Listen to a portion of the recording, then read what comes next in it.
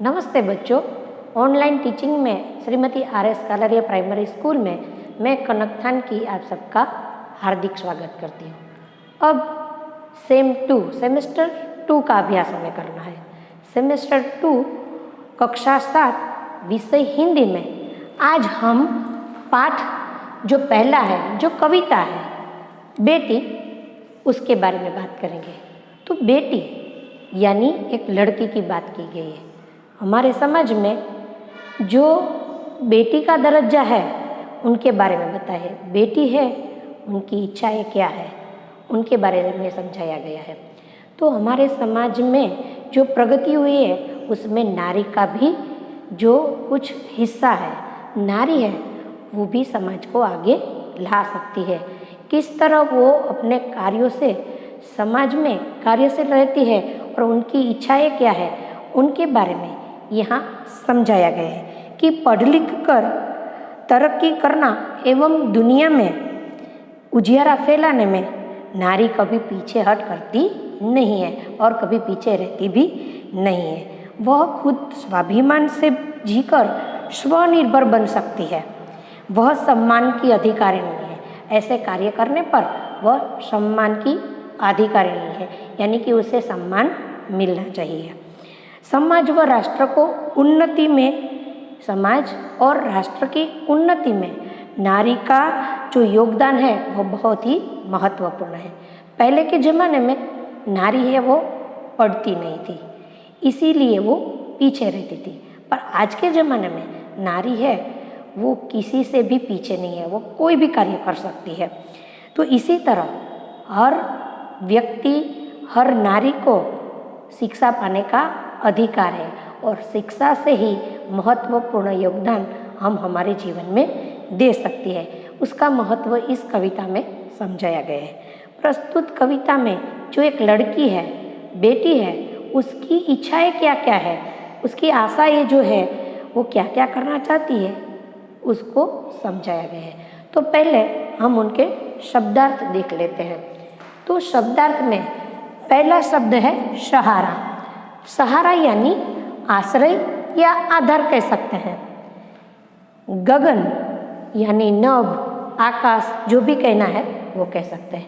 फिर है चमकना यानी जगमगाना, यहाँ हम उन्नति करना कह सकते हैं।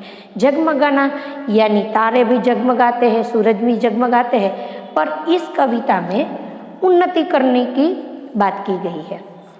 उजियारा यानी उजाला या प्रकाश। तितली रंग बिरंगी उड़ता पतंगा, पर गुजराती भाषा में हम उसे पतंगियों कह सकते हैं। तो ये है हमारे शब्दार्थ, जिसके आश्रय पर हम कविता अच्छी तरीके से समझ सकते हैं। तो आइए देखते हैं कविता बेटी।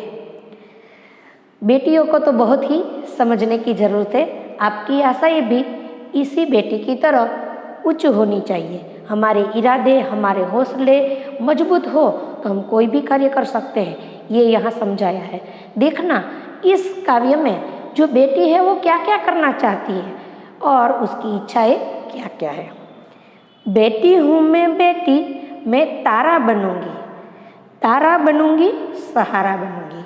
बेटी हूँ मैं बेटी, तारा बनूंगी, तारा बनूंगी, सहारा बनूंगी। पहली पंक्ति में कितना महत्व दिया है, जोर कितना दिया है। देखो कि बेटी हूँ मैं, बेटी हूँ पर तारा बनूंगी। तारा बनना यानी प्रसिद्धि फैलाना या ऐसा काम करना जैसे तारा की तरह चमकना, यानी उन्नति करना।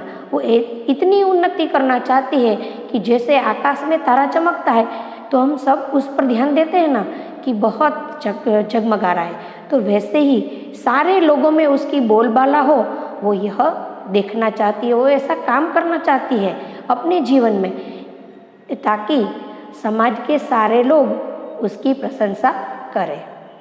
तारा बनूंगी, सहारा बनूंगी।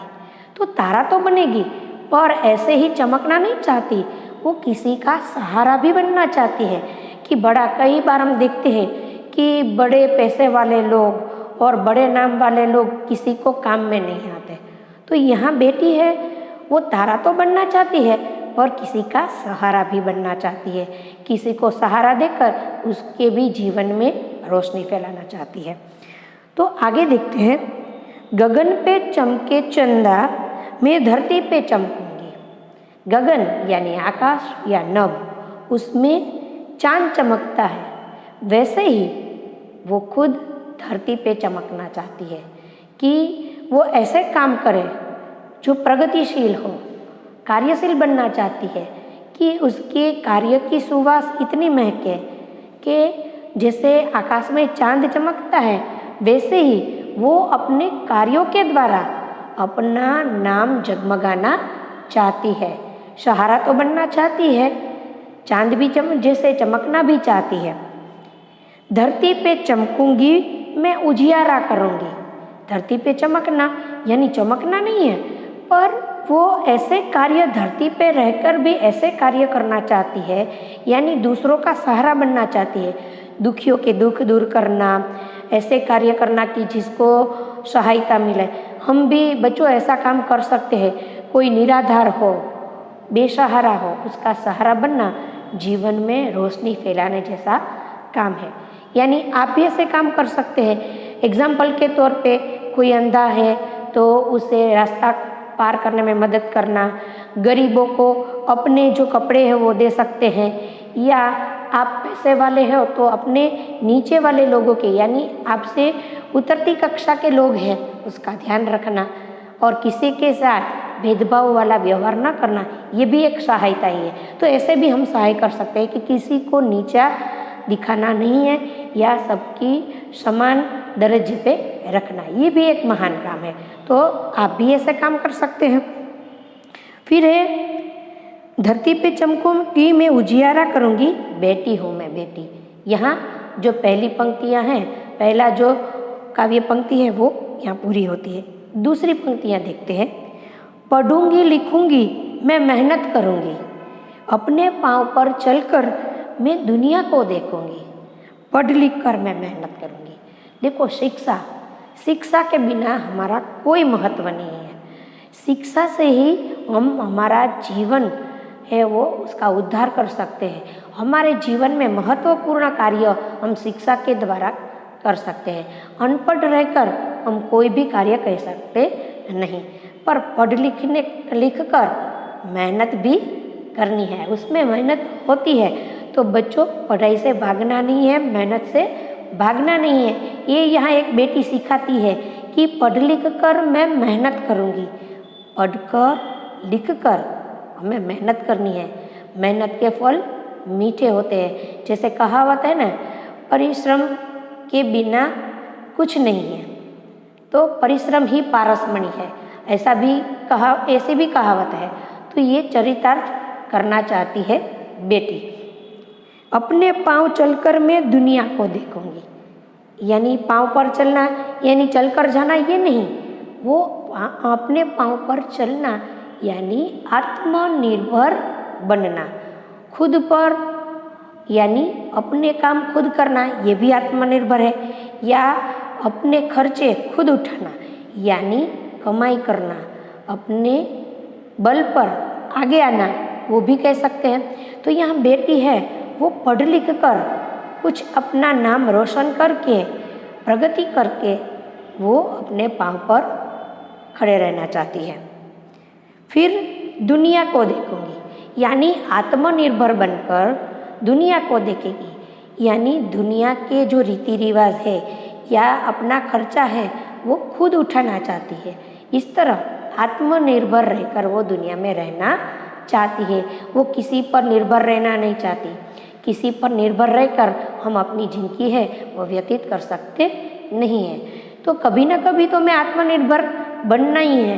तो पहले से ही हमारे हौसले, हमारे इरादे ऐसे होने चाहिए कि हम आत्मनिर्भर जल्दी से जल्दी बने। तो ऐसे यहाँ जो बेटी है वो भी आत्मनिर्भर बनना चाहती है। वो कहती है कि दुनिया को देखूंगी, मैं दुनिया को समझूंगी। बेटी हूँ मैं बेटी, दुनिया को देखूंगी यानी दुनिया को समझना चाहती है कि दुनिया में जो बदलाव हो रहे हैं, ऊंच नीच के भेदभाव है, जो भी रीति रिवाज है वो दुनिया को वो समझना चाहती है, क्योंकि इसी दुनिया में रहना है तो उसके तौर तरीके हमें सीखने ही चाहिए और अपनी जो जिम्मेदारी है उनसे वो भागना चाहती नहीं है। इसीलिए उसने कहा है कि पढ़ूंगी लिखूंगी, मैं मेहनत करूंगी, अपने पाँव पर चलकर मैं दुनिया को देखूंगी, दुनिया को देखूंगी, मैं दुनिया को समझूंगी। कितने उच्च विचार है कि दुनिया को समझना है, जानना है और आत्मनिर्भर बनकर किसी के पैरों पर नहीं, अपने बलबूते पर अपने इरादों को मजबूत तरीके से वो हमारे सामने प्रस्तुत करती है। आगे देखते हैं, फूल जैसी सुंदर मैं बागों में खिलूंगी, तितली बनूंगी, मैं हवा को चूमूंगी, हवा को चूमूंगी, मैं नाचूंगी गाऊंगी। फूल जैसी सुंदर मैं बागों में खिलूंगी, तितली बनूंगी, मैं हवा को चूमूंगी, हवा को चूमूंगी, नाचूंगी गाऊंगी, बैठी हूँ मैं। देखो यहाँ फूल जैसे सुंदर बागों में खिलूंगी, तो फूल जैसे खिलना यानी फूलों के जैसे, जैसे फूल बाग में हो तो उसकी खुशबू दूर दूर तक आती है। तो यहाँ बेटी है वो अपने कामों की प्रसिद्धि पाना चाहती है कि दुनिया में हम अपने कार्य से, हमारे कार्यों की महक यानी हमारे कार्य ऐसे हो कि दुनिया में वाह वाह होने लगे, सभी आपकी ही तारीफ करें, ऐसे कार्य करना यानी फूलों के जैसे महकना। यहाँ मुहावरा भी ले सकते हैं ये। तो उसी तरह वो फूलों के जैसे कार्य करना है उसे। फूल का कार्य क्या है? वो दूसरों के लिए ही अपना जीवन जीते हैं। वो खुद धूप, छाँव, गर्मी, सर्दी, बारिश आदि सब सहन कर सकते हैं और दूसरों को खुशबू देते हैं, ताजगी देते हैं, यानी कि खुद कष्ट सहन करके दूसरों के लिए कार्य करती है। तो वैसे ही बेटी है वो भी फूल के जैसे महकना चाहती है, यानी खुद कष्ट सहन करके दुनिया को काम आना चाहती है। ये काव्य पंक्ति छोटी है मगर उसका जो महत्व है वो बहुत ही अधिक है, यानी अर्थ बहुत निराला है इसका। आगे है, तितली बनूंगी मैं हवा को चूमूंगी। तितली આપણે ગુજરાતીમાં જે પતંગિયું કહે છે उसको हिंदी में कहेंगे पतिंगा या तितली। तितली का काम है उड़ना। तो यहाँ बेटी तितली के उदाहरण के द्वारा समझाना चाहती है कि मैं तितली के जैसे उन्नति करूँगी, प्रगति करूँगी और हवा को चूमूंगी। हवा को चूमूंगी यानी ऊंचे दर्जे का काम करना, उन्नति करना। तो अपने कामों से वो ऊंचे उड़ना चाहती है, ऊंचे ऊंचे काम करना चाहती है और प्रसिद्धि हासिल करना चाहती है और दुनिया में नाम कमाना चाहती है। उसकी इच्छाएं, उसकी आशाएं बहुत ऊंची है। जो दूसरों के लिए काम करना है उसे, अपने खुद के लिए नहीं है, वो स्वार्थी भी नहीं है, वो दुनिया को समझकर दुनिया को काम आना चाहती है। हवा को चूमूंगी, नाचूंगी, गाऊंगी। तो यहाँ लास्ट जो लाइन है उसमें वो कहना चाहती है कि हवा को चूमूंगी यानी प्रसिद्धि पाऊंगी, उन्नति करूंगी, फिर भी मैं नाचूंगी, गाऊंगी। ऐसे काम करके मैं खुश हो जाऊंगी, खुश रहकर ये काम मैं करूंगी। नाचना और गाना हम कब करते हैं? जब बहुत खुश होते हैं। तो ऐसे ऐसे काम करके वो खुश भी होंगी और खुशी के मारे वे वो नाचेगी भी और गाएगी भी। तो इस छोटी सी कविता में वो बहुत कुछ कहना चाहती है। एक छोटी लड़की जो एक छोटी सी बेटी है उसकी आशाएं छोटी नहीं है, तो वो छोटी ज़रूर है पर आशाएं और इच्छाएं उनकी बहुत बड़ी है। तो ये काव्य यहाँ पर हमारा पूरा होता है। पर ये जो छोटा काव्य है उनसे हमें बहुत कुछ सीखना है। बच्चों, आप भी अपने इरादे, हौसले बुलंद रखो तो ज़रूर कुछ ना कुछ कर पाओगे। अपने इरादे कभी नीचे या छोटे नहीं होने चाहिए। हमेशा आपकी सोच है वो बड़ी ही होनी चाहिए। तो इसी तरह बेटी कविता है वो हमारे जीवन में अनेक संदेश देती है। उन संदेशों को समझकर हमें आगे कार्य करना है। आइए बच्चों अब उनके अभ्यास और स्वाध्याय को देखते हैं। तो हमने शब्दार्थ कर लिए, उनके बाद मुहावरे, अभ्यास और स्वाध्याय वो 3 देख लेते हैं। मुहावरे है तारा बनना यानी श्रेष्ठ बनना, अपने पाँव पर चलना यानी आत्मनिर्भर बनना, अपने पाँव पर चलना, आत्मनिर्भर बनना। अब अभ्यास में देखते हैं, तो उसमें है प्रश्न। तो कुछ प्रश्न ऐसे हैं जो आपको अपने आप सोचने हैं, जैसे कि बड़े होकर आप क्या करना चाहते हैं, या पढ़ लिख कर आप क्या करेंगे। तो ऐसे प्रश्न जब आए परीक्षा में, तो आपको अपनी सोच के हिसाब से आपको उसके उत्तर लिखने हैं। आत्मनिर्भर बनने के लिए आप क्या करेंगे, तो यहाँ आपके विचार आप लिख सकते हैं, कि ऐसा नहीं कि जो मैं लिखवाऊँ या कोई भी लिखवाए वो लिखे, आप अपने विचार भी यहाँ लिख सकते हैं। फिर है बेटी पढ़ लिख कर क्या करेगी। तो बेटी पढ़ लिख कर क्या करना चाहती है, वो दुनिया में चमकना चाहती है, वो मेहनत कर कर वो आगे आना चाहती है, प्रसिद्धि पाना चाहती है और तारा बनकर चमकना भी चाहती है। जो जो वो करना चाहती है वो यहाँ हम लिख सकते हैं। फिर है बेटी की तरह आप किसी का सहारा बनने के लिए क्या करेंगे। तो यहाँ भी आप प्रश्न है, उसका उत्तर अपने शब्दों में, अपने विचारों में दे सकते हैं। फिर है बेटी की तरह नहीं, सॉरी, बेटी बड़े होकर आप क्या बनना चाहते हैं। तो आपको जो बनना है वो आप लिख सकते हैं।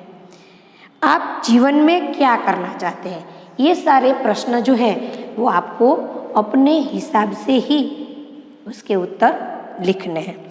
फिर है प्रवृत्ति है, आपको कुछ शब्द दिए हैं, उनके समानार्थी शब्द देने हैं, फिर उनको में शब्दकोश के अनुसार क्रम में रखने हैं।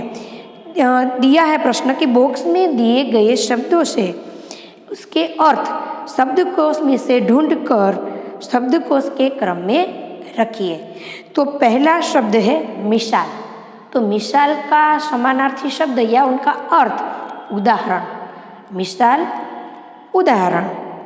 गर्व अहंकार, अंबर आकाश, शान प्रतिष्ठा, कष्ट मुसीबत, ये सारे शब्दों के अर्थ है। अब हमें क्या करना है, शब्दकोश के अनुसार उसको क्रम में रखना है। पता है ना बच्चों, स्वर और व्यंजन के हिसाब से उसको क्रम में रखना है। तो सबसे पहले क्या आएगा उसमें, अहंकार। स्वर और व्यंजन में सबसे पहले अ आता है, इसीलिए अहंकार। फिर आकाश, उसके बाद उदाहरण अ आ ई उ, तो उदाहरण आएगा। उसके बाद व्यंजन आए तो प्रतिष्ठा, और लास्ट में आएगा मुसीबत। तो इसी तरह आपको उसको क्रम में रखना है। उसके बाद प्रश्न नंबर 4। तो 4 में क्या करना है कि निम्नलिखित शब्दों को उदाहरण के अनुसार उचित क्रम में रखकर अर्थपूर्ण वाक्य बनाइए। तो शब्दों को वाक्य में नहीं रखा है, ऐसे ही उलट पुलट करके रखा है और हमें उसका अर्थपूर्ण वाक्य बनाना है। पहला है पेड़ भारत का की है मूलतः नीम धरती। तो इसका कुछ मीनिंग निकलता नहीं है, कुछ भी अर्थ नहीं रहता। तो हमें अर्थपूर्ण वाक्य बनाना है, जैसे कि नीम मूलतः भारत की धरती का पेड़ है। ऐसे ही सारे वाक्य आपको बनाने हैं। तो दूसरा है नीम है दातुन श्रेष्ठ की होती दांतों के लिए। सोचो बच्चों, पहले आपको सोचना है कि किस तरह इसका अर्थपूर्ण वाक्य बनाना चाहिए। तो उसका उत्तर है दांतों के लिए नीम की दातुन श्रेष्ठ है।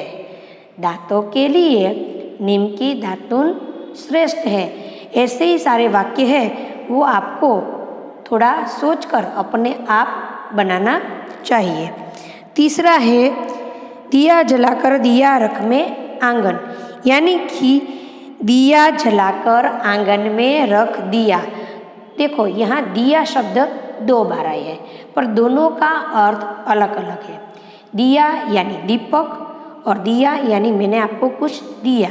तो ह्रस्वई और दीर्घई ये दोनों में अगर चेंज हो जाए तो उसका अर्थ है वो गलत हो सकता है।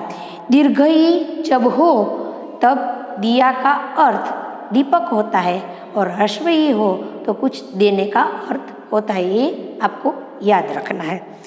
उसके बाद है अधीरता दिखानी हमें में नहीं खाने चाहिए, यानी हमें खाने में अधीरता दिखानी नहीं चाहिए। तो खाते वक्त जल्दी जल्दी से खाना चाहिए नहीं, वरना कई सारी तकलीफ हो सकती है। चबाकर खाना चाहिए। लास्ट है विनम्रता चाहिए व्यवहार हमारे में होनी भी। तो इसका जो अर्थपूर्ण वाक्य है, हमारे व्यवहार में विनम्रता भी होनी चाहिए। हमारे व्यवहार में विनम्रता भी होनी चाहिए। हम किसी के साथ व्यवहार करें उसमें उद्धताई से व्यवहार करना चाहिए नहीं, विनम्रता से व्यवहार करना चाहिए। यहाँ हमारा अभ्यास पूरा होता है। फिर है स्वाध्याय। तो स्वाध्याय में भी पहला प्रश्न के उत्तर ही है। तो इसमें है कि बेटी सहारा बनने के लिए क्या क्या करेगी, बेटी दुनिया को कैसे समझना चाहती है, बेटी तितली बनकर क्या बनना चाहती है, करना चाहती है, बेटी के क्या क्या तमन्नाएं हैं। तो ये सारे प्रश्न हमारे काव्य के रिलेटेड है, तो काव्य के हिसाब से हम यहाँ उत्तर दे सकते हैं। पहला प्रश्न है कि बेटी सहारा बनने के लिए क्या क्या करेगी। तो बेटी सहारा बनने के लिए क्या करना चाहती है, तो पढ़कर लिखकर मेहनत करके वो अपने पैरों पर खड़ी होकर वो किसी का सहारा बनना चाहती है। फिर है वो दुनिया को कैसे समझना चाहती है।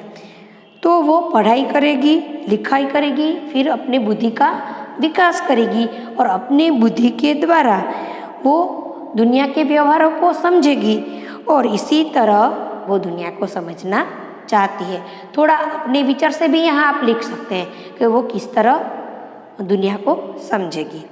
बेटी तितली बनकर क्या करना चाहती है। तो हमारी कविता में आया था कि तितली बनकर वो हवा को चूमेगी। तो यहाँ हम कह सकते हैं कि तितली बनकर वो बागों में घूमेगी, हवा को चूमेगी, वह मस्त होकर आनंद में रहकर वो सारे कार्य करना चाहती है। इस तरह बेटी तितली बनकर जीवन की स्वतंत्रता का आनंद भी लेगी। वो खुद स्वतंत्र भी है कि तितली की जैसे वो उड़ सकती है। बेटी की क्या क्या तमन्नाएं हैं, तो जो जो इच्छाएं यहाँ बताई है वो यहाँ हम लिख सकते हैं। फिर है काव्य का भावार्थ। तो काव्य का भावार्थ हमने समझ लिया है, तो ये यहाँ हम दूसरी बार रिपीट करेंगे नहीं। फिर है उदाहरण के अनुसार विलोम शब्द का प्रयोग करना है। विलोम यानी विरोधार्थी शब्द। तो यहाँ फिर वाक्य में प्रयोग भी करना है। तो ये भी वाक्य प्रयोग आप अपने हिसाब से कर सकते हैं। आकाश शब्द दिया है, उसका विरोधी शब्द है धरती, बराबर। उजियारा तो अंधेरा, इधर उधर, भलाई तो बुराई, पाना तो खोना। फिर है वचन परिवर्तन करना है। उदाहरण के अनुसार वचन परिवर्तन करके वाक्य में प्रयोग कीजिए। एक वचन है तो बहुवचन करना है, बहुवचन है तो एक वचन करना है। तो पहला है मैं, तो उसका बहुवचन होगा हम। बच्चे बच्चा, खिलौना खिलौने, खेल का खेल ही होगा, उसका बहुवचन है, वही का वही रहेगा। तो यहाँ हमारा स्वाध्याय भी पूरा होता है। इसका वाक्य आप अपने हिसाब से आप लिख सकते हैं, कोई भी वाक्य इसका बना सकते हैं। तो अच्छी तरीके से ये पाठ 1 जो कविता है वो समझकर आप अपने हिसाब से प्रश्न भी लिख सकते हैं और उसका उत्तर आपको अपने आप जो है वो लिख सकते हैं। समझ में आ गया होगा। धन्यवाद।